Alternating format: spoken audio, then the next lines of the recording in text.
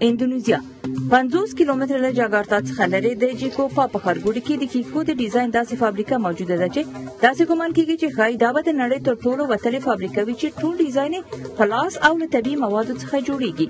دا فابریکه د 1981 کال را په دې خوا په 2 هکټره ځمکه کې جوړه شوې او د 200 په شاوخوا کې کارګر پکې کار کوي او هره ورځ د 150 مربع مترو په لویوالي سره نقاشي شوي ښیښې جوړوي. دا ښیښې د امریکا څخه اندونیزیا ته صادریږي او بیا هغوی ترې ښکلي هنري ټوټې جوړوي او بیا یې بیرته امریکا، اروپا او جنوبي اسیا ته صادروي. د رسمي شویو ښیښو رواج د اروپا څخه راغلی دی چې ډېر وخت د کلیساګانو، ماڼۍ او کورونو په تزئین کې ترې استفاده کیږي.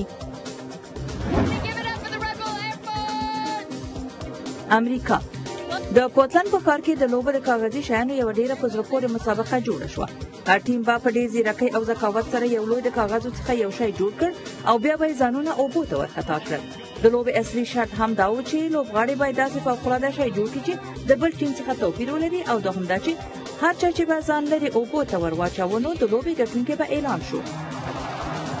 پاتې د نوي چې د لوبې ته نه یوازې د امریکا څخه بلکې د نړۍ د بېلابېلو هېوادونو څخه هم لوبغاړي دې ځای ته راغلي وو او خپل مهارتونه یې خلکو ته ور وښودل. نو دا و چې په پای کې د پورتلند څخه لومړی مقام، د جرمني څخه دوهم مقام او د فلوریدا د ایالت څخه 3 مقامونه یې ترلاسه کړل.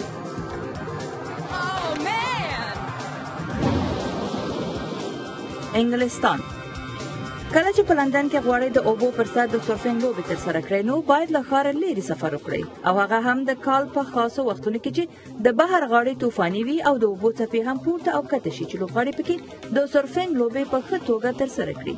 خو اوس په دې وروستیو کې د والس په ښار کې داسې د سرفینګ یو هاوس جوړ شوی دی چې د سرفینګ د مینهوالو تنده یې پرې ماته کړې ده.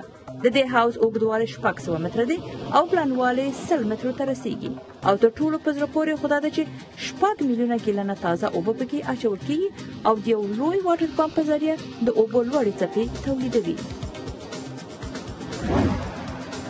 او بالاخره دوبۍ.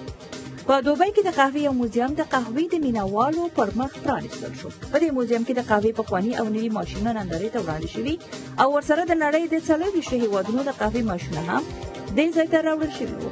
داسې ویل کېږي چې په دوبۍ کې په اوسط ډول سره هر څوک د کال 3.5 کیلوګرامه قهوه څښي چې بیا دا رقم د اروپا او د امریکا او نورو هېوادونو په پرتله ډېر اوچت دی. په دې موزیم کې داسې د قهوې ماشینونه هم موجود وو چې لومړنۍ د قهوې جوړولو ماشینونه دي او د شګو په واسطه به هغه وخت دا ماشینونه ګرمېدل او بیا یې قهوه جوړوله.